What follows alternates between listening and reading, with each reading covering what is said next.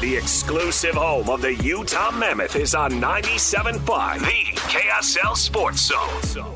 Nice play by Marino to pass it to himself. He lays it back. Keller across, small, shoots, and scores! Keller in the offensive zone. He has an assist here tonight. Keller on the attack, skates downhill, and scores! The captain says goodnight in Buffalo. Slap shot from Sergachev, and they score! The Mammoth tie it up. Sergachev sneaks one through, and we're tied at 2. You're listening to Jake Scott and Ben Anderson on 97.5, the KSL Sports Zone. All right, it's time to talk some Mammoth hockey. Let's get out to the zone phone. Joining us now, of course, you see him on the Utah Mammoth broadcast. You hear him, too, on radio. He's our buddy Nick Olczyk with us on Jake and Ben. What's going on, Nick?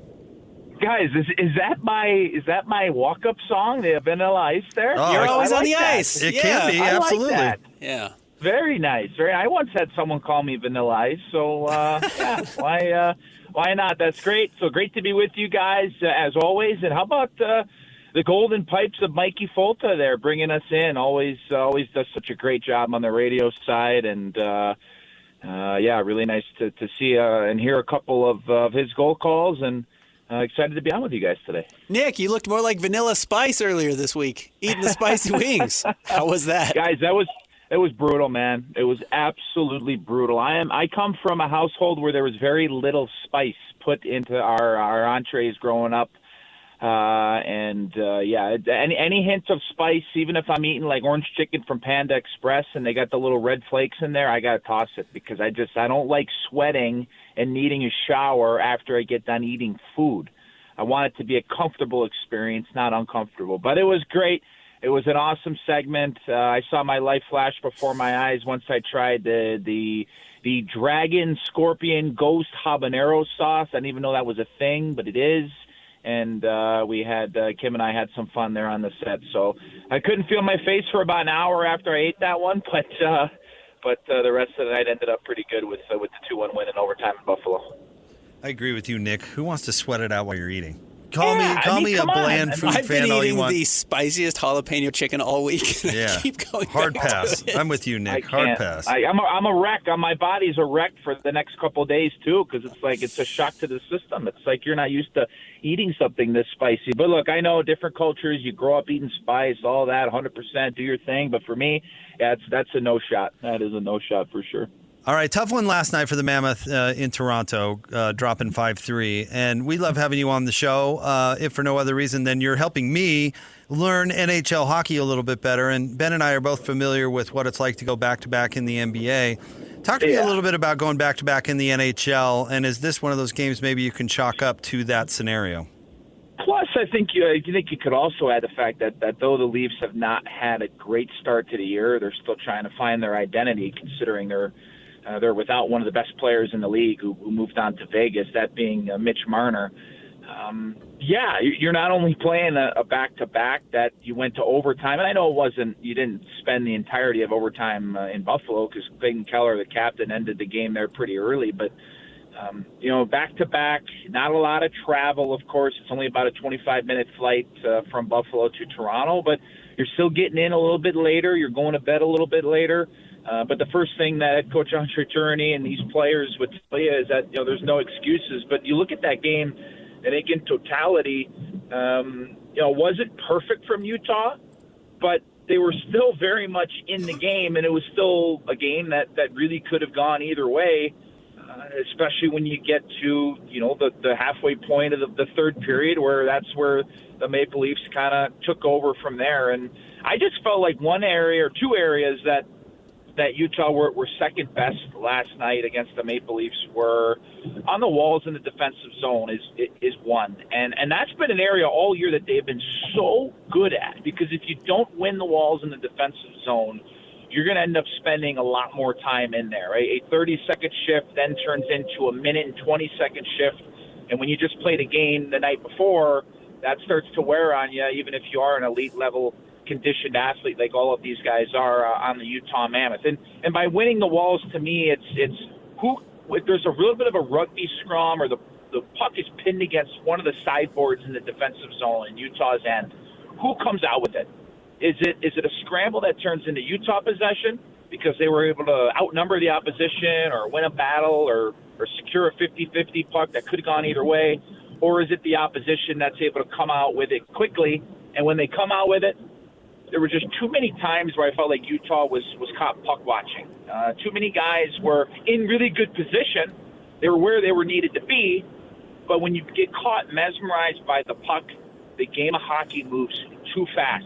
And some of the great goal scorers that the Leafs have, whether it be Austin Matthews or a guy like William Nylander or John Tavares, who scored his 501st career goal last night, if you don't know where everybody's at, even if you're in the right position, these guys are so skilled to the point where all they need is one quick stick handle around you or to move one way or the other to where you're not looking, and they got to look towards the net in terms of a shot. So offensively, Utah, I think they did some good things, especially early in the game, but I just felt like the game was won and lost along the walls in their own end, as well as at the net front. Because like I said, there were a couple of goals where the Leafs were able to get in behind.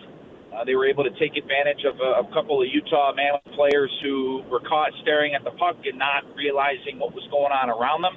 But credit to the Mammoth players.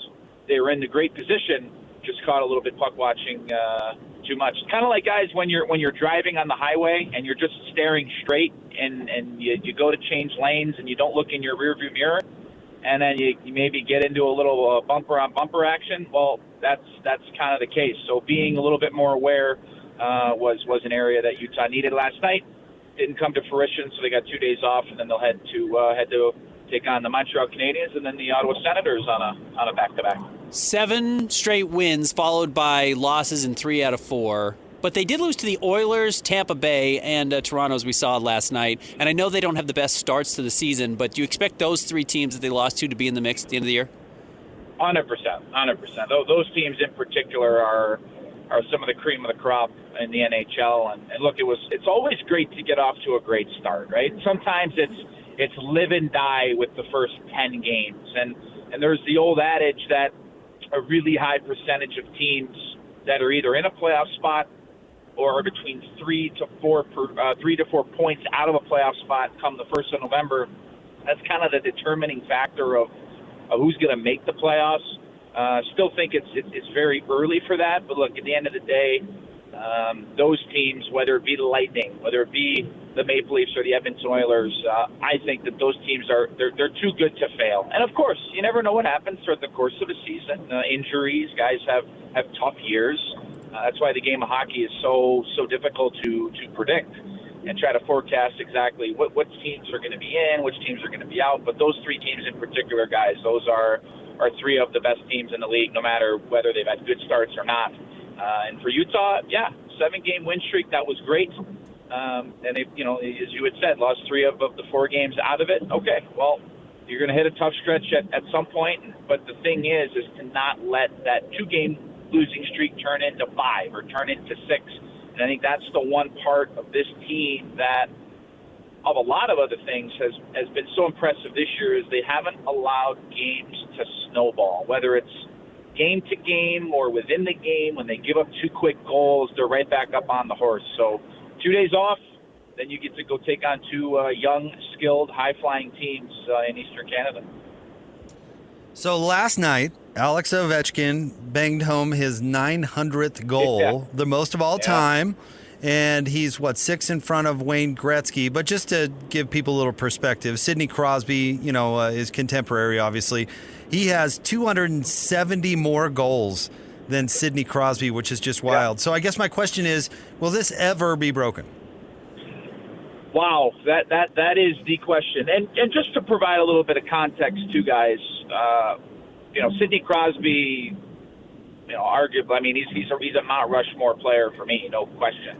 And it's funny because I remember when I was a young guy running around the Penguins locker room when my dad was actually Sidney Crosby's first ever coach in the National Hockey League back in the early 2000s. I remember running around the locker room and the arena and just being in awe of Sid when he was just 18 years old. So that 200-some goals behind Ovechkin, the type of player Sid is, I would say probably more of a complete player in terms of as focused on offense as he is defense and being a center iceman.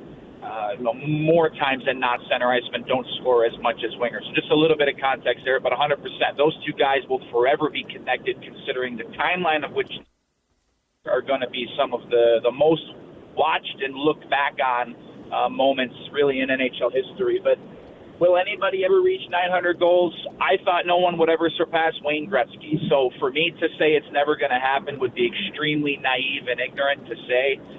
So I'm going to say at some point, yeah, someone, I don't know who, I don't know when. Is it going to be a robot cyborg? I got no clue, guys. But I think at some point, someone will probably break it, because for as long as Wayne Gretzky's record stood for 894 goals as the most all-time, nobody ever thought it to be possible to be broken. And the great one, Wayne Gretzky, said it himself. Records were meant to be broken, and so Alexander Ovechkin, a massive congratulations to him. 900. I think I scored 900 goals on my Nick Olczyk Via Pro career for like NHL 12. I think maybe I scored 900 in one season because I was playing on the rookie difficult level. But no, just it's an amazing accomplishment, and something that, though I can't imagine being broken, I never thought Wayne Gretzky's record would be broken, and here we are today. Nick, I still can't fathom as a layman that Wayne Gretzky has more assists than either Crosby or Ovechkin has total points, which is assists and goals combined. He's got more points just in assists. It doesn't make sense to me. He is the great one for a lot of reasons, because he was so far ahead of everybody in his time, that being Wayne Gretzky. And to your point, it's amazing. If you took away all of his goals, he still has the most points all time. And I think through the whole process of Alexander Ovechkin chasing down Wayne's record, I think the coolest part about it was how involved 99 was, and how much Wayne almost kind of wanted his record to be broken, because it's good for the game. And as I said earlier, what he has said on multiple occasions, records are meant to be broken. So I thought it was so cool, not just the fact that everybody was there when he did break the record on Long Island last year against the Islanders, but just throughout the whole process, being supportive of Alex, vocally, in private, and in public, wanting him to break it, and just being there along for the ride. It was so good for the game, and that is class at its finest. Wayne Gretzky, there will never be a greater hockey player and person than the guy that wore number 99 on his back for his whole career. So what do you think's next for this team, Nick? Do they have another long streak in them? How are they playing right now? Look, you'd love to say let's go streaking again, but I don't think, if you get too obsessed with win streaks and losing streaks, I feel like you lose a grip on the season as a whole, right? It's 82 games. It's an absolute grind.